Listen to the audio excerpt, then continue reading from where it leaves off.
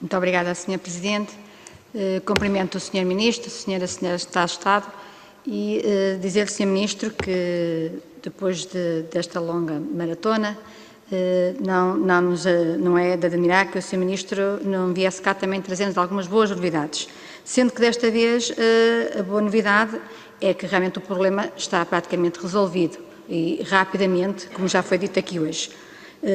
Eu tive a oportunidade de estar nas duas audições, quer com o Presidente da IP, com o Sr. Presidente missionário da CPE, e pude constatar que realmente o processo, como é que foi feito o processo e que foi acautelada nestas novas duas empresas, quer na Iberlin, quer na New Luz, todas as situações dos trabalhadores que tinham ficado realmente lesados com a questão que foi gerida pela anterior empresa, Ambiente e Jardim.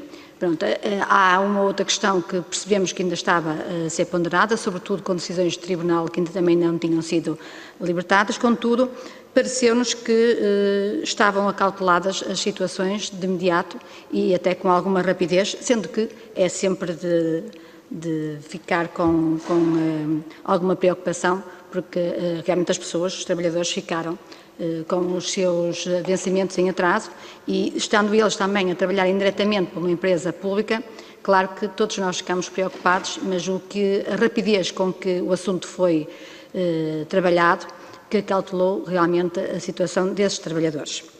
Em segundo lugar, e tendo em conta o que foi dito aqui pela primeira vez também na voz do Sr.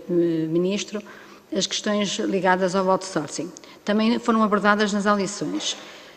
Por um lado, nós temos que também ponderar, quer dizer, o trabalhador, seja do privado, seja do público, é um trabalhador e no nosso país, neste momento, todos os trabalhadores, estejam eles a trabalhar para quem estejam, seja uma empresa pública ou privada, grande ou pequena ou média empresa, devem ter os direitos cautelados.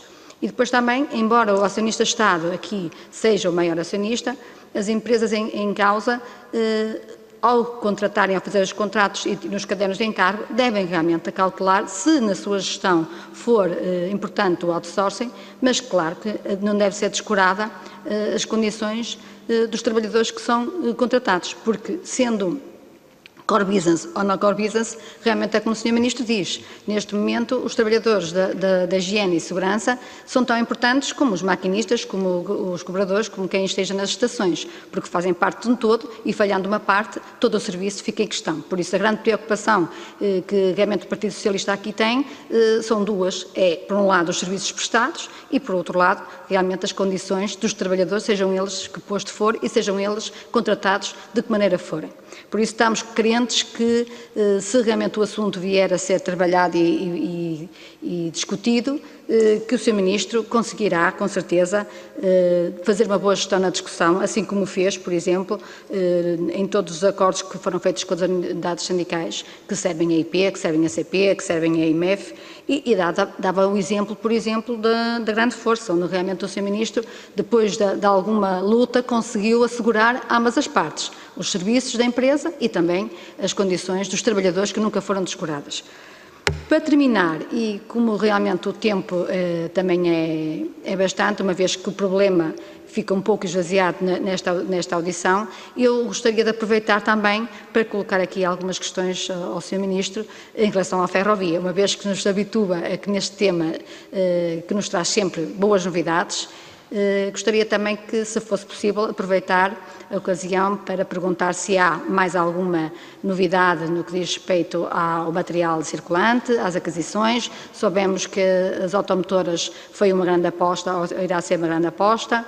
A questão também da articulação com aquilo que é o projeto da Europa, com a ferrovia a nível europeu, que também sabemos que é uma preocupação do Sr. Ministro, e já agora também um ponto de situação no que diz respeito às escolas que realmente estão situadas a norte, à Escola de Formação de Guifões, onde nós podemos também ter aqui uma grande aposta no âmbito da formação, mas também da articulação com o ensino superior, no que diz respeito à formação dos ativos, mas também como ponto de partida, provavelmente, para uma nova aposta numa nova indústria da ferrovia no nosso país.